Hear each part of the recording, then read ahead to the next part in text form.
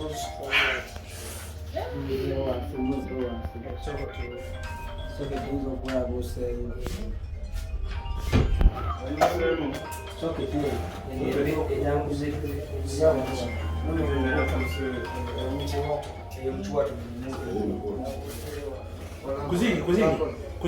po' la voce. Amanya yenze Dr. Tuhere Godwin yenze avunanyizibwa ku bulamu bw'abana abavubuka babiri abaleeteddwa wano buno obudde abafunye obuzibu. Omuvubuka omu ye Abuba Magala yafunye obuzibu ku mutwe okusinga naye nga si bw'amaanyi ali kufuna treatment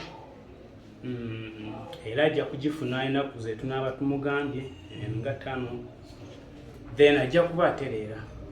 Buno obudde tali mu mbeera mbi, ali mu mbeera nnungi era awa essuubi. Weyajjidde ebiwundu byabadde bitya? Weyajjidde ebiwundu of course byabaddewo ku mutwe nga bleedinga naye era nga abasawo era ne tugezaako ne tukola ekisoboka ne tustopinga okubleedinga ne tumuteerako eddagala eryetaagisa okulaba nga atereera. As per now ali bulungi, takya bleedinga era n'ebiwundu twabisibye era tujja kwongera okubyetegereza, ajja kutereera, ajja kuba bulungi. Then omuvubuka omulala gwe tulina ku ddwaliro lyaffe ye Mugabi Julius. Mugabi Julius yazze nga of course complaininga pain y'okugulu okugulu okwa right.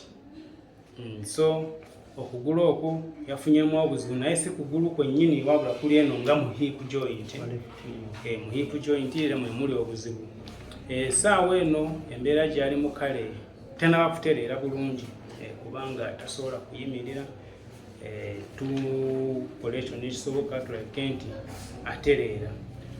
Tugenda kukola x-ray tusooke twetegereze tulabe oba eggumba lyafunyemu okukosebwa kwonna oba okumenyeka, then tulabe n'amagumba ag'omugongo oba galina engeri gye gakoseddwamu, then tulabike nti tumujjanjaba. Singa tusanga nga alina okukosebwa kwonna ku magumba tujja kuba tuyingizaamu ab'amagumba, abasawo b'amagumba bajja kuba bamukwatamu era nga bamutereeza, ajja kuba bulungi.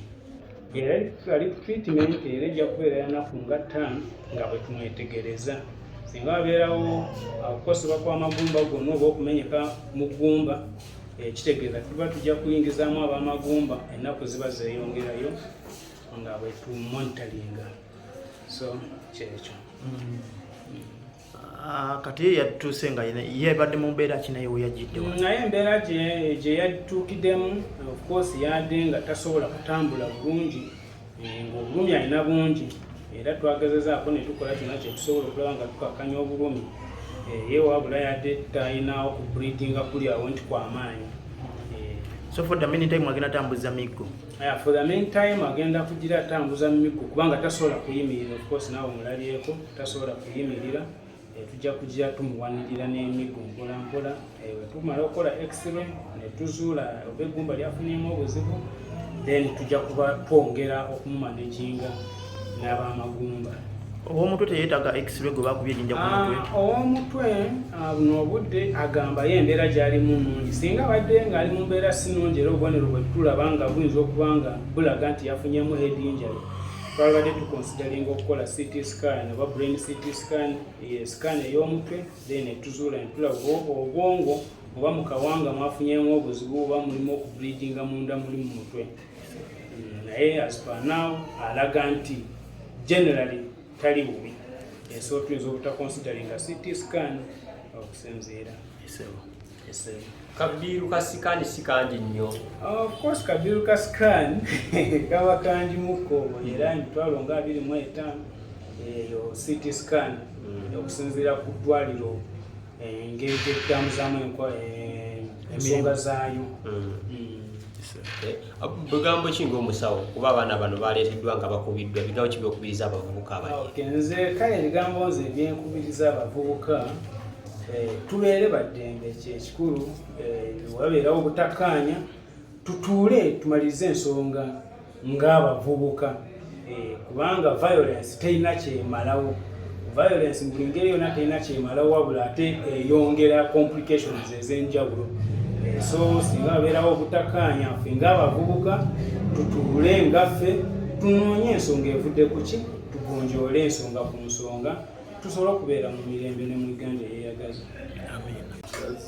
Yazze n'abaniga baabo batulumba kufamu twadde tutegedde ekiro naye ate ekirungi twadde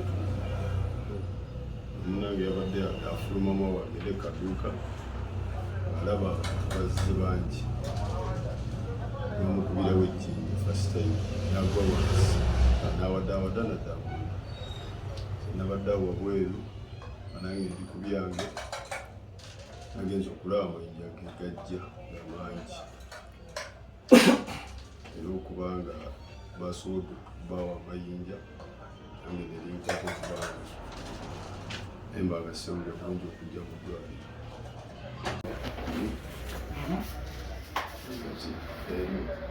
Kati jjukira oyita kati jjukira ositulamuvingamu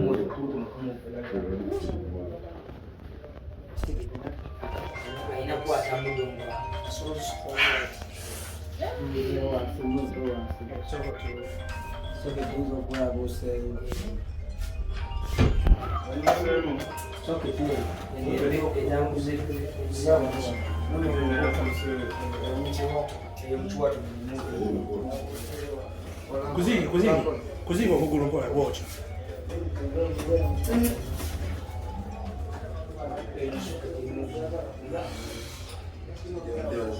Alikirize kutemba nkubuuza nti nina sente gy'owulira ekitegeeza kati peyini ebyeri naye ne basobola okukola